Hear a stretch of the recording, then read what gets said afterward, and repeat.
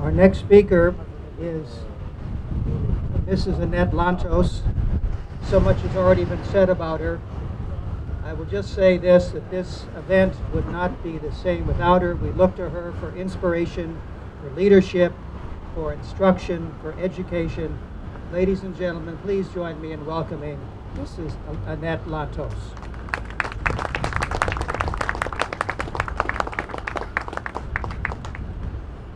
Probably the oldest member here, probably, I don't know, maybe the only one who actually suffered many years under communism personally. So all these proceedings are very, very meaningful. Is there anybody else who lived under communism in the audience? Yes. Good. At least I'm not the only one. So you know what I'm talking about. But anyway, I'm very grateful that you gather here to remember the victims of communism and not to allow us ever to forget. I'm honored very much to join you on this important occasion as we remember and honor the untold millions who died as victims of a brutal ideology in the not too distant past, which held sway over much of the world. Communism, to many of you now, seems like a remote relic. To many of the people nowadays, it's not an issue anymore. But to those of us who were survivors and witnesses of the past century and of the communism itself, as well as of Nazism, the lessons of that time remain deeply relevant. We are all too aware of the dangers of forgetting the great battle for the future that played itself out across the continents, and that is why this memorial is so very important. During the Cold War, when I lived in Hungary, the stakes could not have been higher, nor the contrast more stark. The values of freedom, democracy, and human rights stood in opposition to the repression and totalitarianism of the Soviets.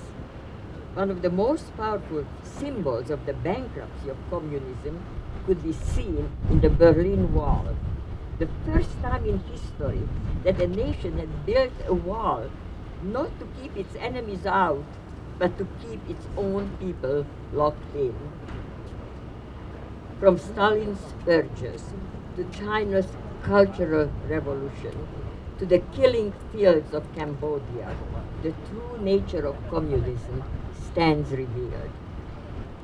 The unprecedented number of victims that have been claimed, and sadly, such tragedies are not entirely of the past. Communist North Korea today is the most horrible example of a repressive, violent, and failed society in which millions have died as a result of famine and millions more imprisoned by brutal detention and re-education camps. China has abandoned its pretenses of economic egalitarianism and socialism, but it retains its iron grip and political power through the total domination of the Chinese Communist Party, and like the Berlin Wall of the past, seeks to keep its citizens locked away from the free world of ideas and even of the internet, infamous Great Firewall of China, truly, as the French say, the plus ça change, the plus ça l'amène. The more it changes, the more it is the same.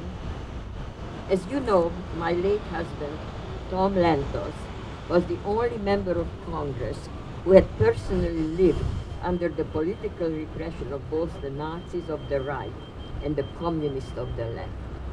That is why he was so passionate about the preeminent importance of freedom and democracy, and why he was so proud to support the establishment of this remarkable monument. Tom was a great student of history, and he often quoted the famous words of George Santayana, who said, "Those who do not learn from history are doomed to repeat it." Threats to our fundamental values of freedom and democracy continue to abound today. They take the form of terrorism, radical and violent Islamic extremism, and the return to authoritarianism and political intimidation in Putin's Russia.